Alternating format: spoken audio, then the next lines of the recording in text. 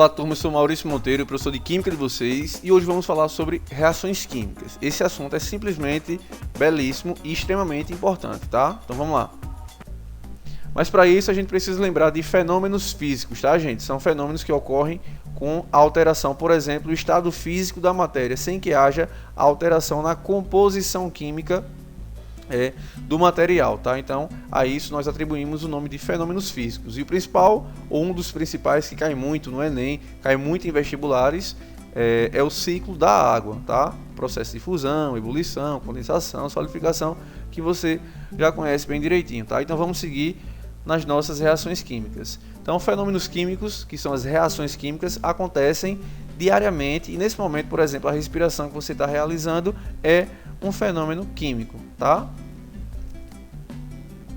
Então, para isso a gente precisa estar conhecendo melhor os fenômenos químicos, tá? As reações químicas. Agora, você sabe quando um fenômeno ele é classificado como sendo uma reação química, galera? Então, é simples. Basta você observar algumas evidências da reação química. Por exemplo, ó, mudança de cor, mudança de odor, liberação de gás, surgimento de precipitado ou variação de temperatura são fortes indícios de que o fenômeno é uma reação química. Então a reação química, galera, pode ser representada de forma esquemática. Pois é, então na matemática nós temos as equações matemáticas de primeiro grau, segundo grau e tudo mais. Aqui em química a gente vai ter as reações químicas representadas por equações químicas. Então temos aí uma substância A reagindo com uma substância B, produzindo então uma substância C e outra substância D. No lado esquerdo da nossa setinha a gente chama essas substâncias de reagentes. Pode ser uma, pode ser duas, pode ser três e aí vai, tá? E no lado direito da nossa setinha da transformação nós temos os produtos. Pode ser 1, 2, 3 e aí vai, depende do tipo da reação. Na frente das substâncias nós temos um número grande, do lado esquerdo da substância. Esse número indica a quantidade em números de mol daquela substância, tá? Então aí o 3, temos 3 mols de D. Embaixo, galera, a gente pode ter uns números que indicam a quantidade de átomos ou de conjunto de átomos, beleza? Então esse índice ele vem um pouco menor e abaixo no lado direito. E aí a gente pode também, na nossa reação, você vai ver que algumas reações não tem, mas a maioria ela tem, indica o estado físico de cada substância. O S indica sólido, o L o líquido e o G o gasoso, tá? Então temos aí representada a nossa equação química, beleza? Perfeito. Além desses elementos, nós podemos apresentar ainda o aqui, entre parênteses, significa que a substância está no estado aquoso, setinha para cima, liberação de gás, para baixo, formação de precipitado, triângulo, aquecimento, o lambda, presença de luz, a reação acontece com a presença de luz, e uma setinha dupla, nós temos que a reação acontece no sentido direto e no sentido inverso, tá joia? Vamos entrar aí, galera, no novo quadro Maurício e você da Química Interativa, tá? Vamos fazer um bolo, gente, vamos lá. Como é que é feito um bolo? Então você pode ter aí um copo de leite, 2 xícaras de açúcar, né? 3 xícaras de, ó, Louro José, 3 xícaras de farinha de trigo, 3 ovos e 1 colher de margarina. Então você vai você vai misturar essas substâncias, esses reagentes, melhor dizendo, esses materiais, e aí você vai estar produzindo essa torta maravilhosa que o Louro José vai estar comigo aí provando e experimentando, beleza? Vamos lá. Gente, numa reação química, o número total de átomos dos reagentes é igual ao número total de átomos dos produtos. Então imagina aí comigo a reação de combustão do CH4 na presença de oxigênio, é claro, né? Então percebe que o carbono é o átomo central e está ligado a 4 átomos de hidrogênio, beleza? Mais 2 moléculas de O2. Isso são os meus reagentes, beleza? E essa reação ela vai produzir CO2 e água. Então, esquematicamente nós temos isso aí. Perceba que o número de átomos dos reagentes é igual ao número de átomos dos produtos, porém eles estão reorganizados, estão ligados de forma diferente, produzindo então substâncias diferentes. Então isso é classificado como uma reação química, beleza? Então temos os reagentes e no lado direito os produtos. A reação química ela ainda pode acontecer liberando ou absorvendo calor. Então veja aí, a reação exotérmica, exo significa para fora e termos calor, ela acontece com liberação de calor. Então imagina aí a combustão, a queima do carbono formando CO2 mais calor. O calor estando do lado dos produtos, galera, isso vai caracterizar uma reação do tipo exotérmica, para fora, libera calor. Agora, se eu tenho uma reação endotérmica, indica que o calor ele não é mais liberado, ele é, no caso agora, absorvido. Endo significa para dentro e termos calor. Então veja aí, N2 mais O2 mais calor irá formar 2NO.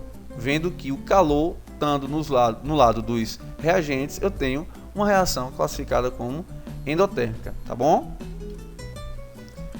Vamos então começar a classificar os tipos de reação. Então temos aí reação de síntese ou composição. Síntese significa o quê? Fazer, construir, não é isso? Então, reação de síntese ou composição é toda reação química na qual dois ou mais reagentes dão origem a um único produto, ocorrendo quase sempre com liberação de calor. Então, o CaO mais H2O irá formar o que? CaOH2 mais calor, reação do tipo exotérmica, gente. E o CaO, ele é aquele cal que nós produzimos para pintar a parede, meio fio, tá? A reação do gás hidrogênio com gás oxigênio, galera, vai formar o que? Água mais calor, beleza? Então, essa reação ela é usada para a propulsão daqueles ônibus espaciais, tá? Perceba que na primeira reação nós temos dois reagentes formando um produto. Na segunda também temos dois reagentes formando um produto. Então, reação de síntese ou composição, tá bom? Agora, a reação de análise ou decomposição é o contrário da síntese. A gente vai estar quebrando, vamos estar destruindo e formando mais substâncias. Acompanha aí, é toda reação química na qual um único reagente, substância composta, tem que ser composta, tá? Dá origem a dois ou mais produtos. A reação de análise pode acontecer por intermédio do fogo, então é chamada de pirólise.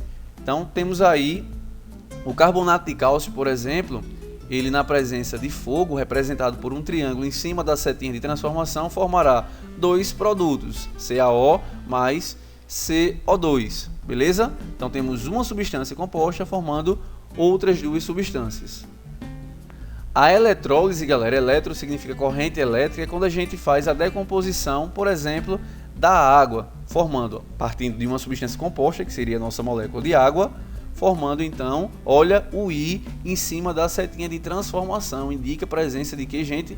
Corrente elétrica, tá? Isso aí é a eletrólise. Então, forma aí duas substâncias simples, que é o H2 e o O2.